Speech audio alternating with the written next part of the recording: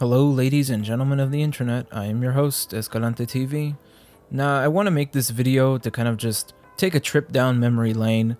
It won't be exactly a complete review of these movies that I'm going to talk about. So, I'm going to be talking about the Russian Brat movies. Now, what does the word Brat mean in Russian? It means brother.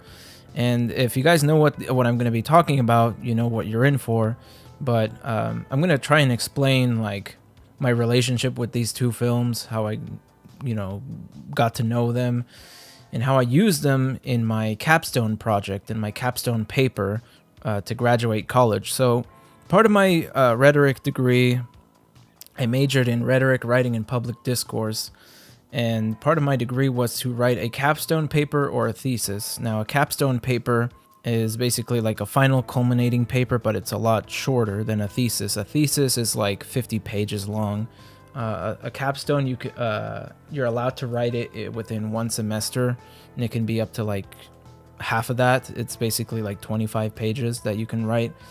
So I decided to do a capstone because I was just really looking forward to just finishing college as soon as I could, with doing at least the bare minimum that I could just to get out of the college I was going to. So I decided, what topic am I going to be interested in writing for my capstone paper? Like, what am I going to write about that I'm at least going to have some energy to write about until December? Because the planning started in September of last year for this, and I kind of was interested in talking about really anything about like really the special military operation or Russia, since it was in the news, and really looking at the rhetoric of the special military operation, which was something interesting, and to really talk about something historical and also pretty current. And I also watched a lot of like No Fuckers. Like, if you guys know who No Fuckers is, he's a Russian YouTuber, and I decided to I actually did use him as a resource in my capstone project, which I'll mention later. But I kind of grew to kind of look into the Russian side of the world, Russian content, Russian rhetoric, and really look of what's going on with the special military operation. Maybe something like a piece of media film or something like that. And I think through the brainstorming process, I remembered sometime earlier during the beginning days of the special military operation, the Brat movies are pretty like popular. They're pretty well-known movies. People reference them in terms of like movie quotes. And I think one of the quotes was like "Strength is truth," and it was used a lot with like the Z and the V symbols that you see a lot in like Russian propaganda. And I wanted to dig into that, really get to know the movies. I watched both movies repeatedly, so I can't really, if I were to watch the movies now, I'd be kind of bored out of my mind, and they'd be like the effect would be out of me, because I had to watch these movies multiple times just for my writing itself. But in my writing, I explored a lot what the Brat movies are, because from a Western perspective, like, not a lot of people are going to really understand the themes of the films. And heck, this was probably something new for me, because I'm not Eastern European. I don't speak Russian. I maybe know a few words like "Привет," "Где," "Pure," "Priobzak," "Den Победы." I don't know. But anyway, this was probably going to be a little bit of a new experience for me, watching the Brat movies. So kind of the themes I wanted to like touch upon, like watching Brat 1 was first like how to see how the Russian attitude is like in the post-Soviet times, because given the fact that this is a kind of a movie of the times, it's a sign of the times, given the fact that Brat 1 came out in the late 90s, like 1997 is when it came out. This is well after the Soviet Union collapsed, and now Russia's living through kind of this hellscape of the 90s.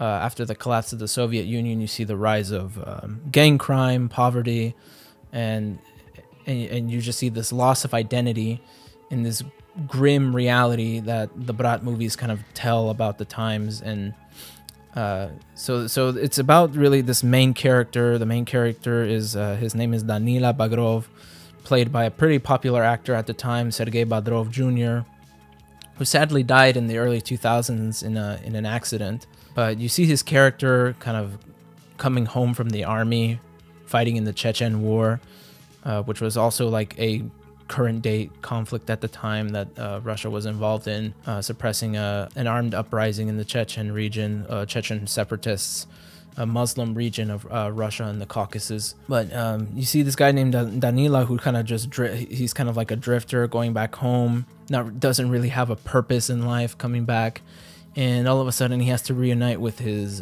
brother Victor in St. Petersburg, because his brother is making it big there, but it turns out his brother is doing mob work. He's doing work for the mafia. And then Danila is tricked into killing this Chechen mobster to do his brother's dirty work. But then in the end, Danila ends up like falling out of favor with like the mob boss, and then Victor falls out of favor with the mob boss. So Danila ends up dating like a 40-year-old woman named Sveta, and the mob goes after her. And then Danila then next has to go save his brother from the mobster. There's these moments where like I have to analyze themes where, like, you know, Danila is kind of like a Rambo without exactly being like a Reaganite hero. Like the Reaganite heroes during the 80s, they were all muscular, like buff, like Stallone and Schwarzenegger. But this is kind of a different approach with seeing Danila's character, as he's just like a normal guy. He's not exactly like superhuman or invincible. There's not like these over-the-top action scenes in the film. He kind of just tries to do whatever, like to like get away from the bad guys. He does get shot like once or twice, and he also like makes improvised weapons. He beats up crooks who are just messing around with people. He's kind of like a Robin Hood, an anti-hero basically. He's like this anti-hero type of character. And now things get interesting in my analysis in my when I was watching Brat 2, which is the sequel. Brat 2 came out in 2000. Kind of in this one, it feels like a little less of the sign of the times and more of like an action movie this time, where Danila is in Moscow now. He's making it big now, and with like hanging out with like singers and like talk show hosts. After their encounter with the mob, Victor is now the one kind of just you know, drifting around, living with their mother. And then all of a sudden Danila is kind of dragged into this issue where like I think some mobsters kill like some friend's brother, I guess, and then all of a sudden like the Ukrainian or American mobs are involved because he owed money. It's kind of like a convoluted plot this time. It's a little less coherent, but still like Danila is kind of pushed to track down this evil American businessman in America, and all of a sudden like they have this, like Danila hatches a plan to like split up with his brother. Like Victor goes to Chicago, Danila goes to New York, and they try to, I think they try to meet up in Chicago to find this evil businessman, get the money back, or something like that is how I remember the plot. And along the way, Danila like rescues like a Russian prostitute on the way there, and he gets into like a fight with like these gangsters. It's kind of like a Russian depiction of America, kind of showing America as kind of like this place that's like devoid of like moral values, and it's just as much like a grim reality as Russia. This is the way how I see it. Like like America isn't painted as a positive place either. Like there's poverty, there's crime, everything's kind of dilapidated, which is interesting to see.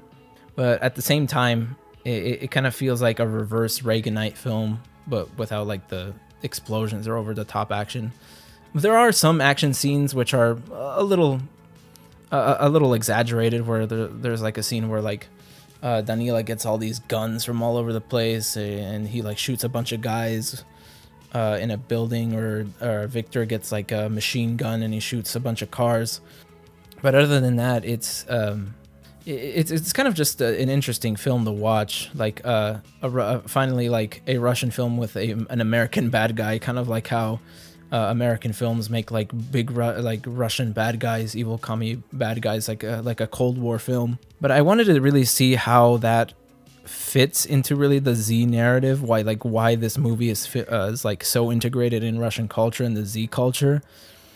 And really, like, I think there's an aspect of like, there's aspects of the films that kind of resonate with older generations, but I think the newer generations don't exactly see those narratives, like the Z narrative, like a lot of the stuff from like the Soviet times, that the West is bad and devoid of values, and Russia is like stands above anyone else. Like it's a country that stands for truth and justice. And you see that all culminate in the end of Brat 2, where Danila like tells the greedy businessman that he thinks that strength is truth, which is like the big line that kind of resonates with everyone. Now, in terms of how the younger generation sees the Brat movies, I did actually, again, talking about No Fuckers, who's a Russian YouTuber I watch frequently, is really, I saw his review, and I actually did quote him at some point in my paper, but really like what's like more of a contemporary Russian perspective of the movies. Like since he did a more in-depth review of the Brat movies, and since he is Russian himself, I decided to use him as a little bit more of a reliable narrator to how Russians themselves could interpret this film, at least from a younger perspective, since he is a younger guy that will have different values compared to really any of the older generation that lived through like the Soviet times, and how they see like the Z narrative or and the special military operation, or just how the current situation is in Russia. And one thing I did forget in the films too, it kind of tells a story of just post-Soviet Russia in general. There's this scene too that I remember that just popped into my head, where Danila talks to this cab driver, and the cab driver kind of just tells him the reality that like Russia was sold out to the West, and you know, your homeland is where your back is the warmest and all this. And he just like gives him like a spiel. He wants to give him like this reality check about really coming to America, his perception of America. But I made like a 23-page paper. Now that I'm looking at it, I think it's about 23 pages that I had to write on this. But it took a lot of energy out of me doing this whole writing process when I was working on this last year. That's why I don't really want to make like a very long form video on it, or really just deal with it anymore, because I completely spent my whole energy, like whole 3.5 months working on this, to the point to where I just never wanted to touch this thing again. But now I'm just taking some time to reflect on some of my own work in the past, writing and doing like research on films, and doing like writing analyses on forms of media. So yeah, that's really my experience with the Brat movies, and how basically they helped me pass college, because without this capstone paper, without having anything to present, I wouldn't have gotten my degree and had like an easier spring semester on my way to graduation. So yeah, that's it. Thank you guys for watching. Hope you guys subscribe, like, and if you guys want to stay tuned, make sure again to subscribe. Check out some of my other videos if you're interested, and I'll see you guys in the next one. Peace.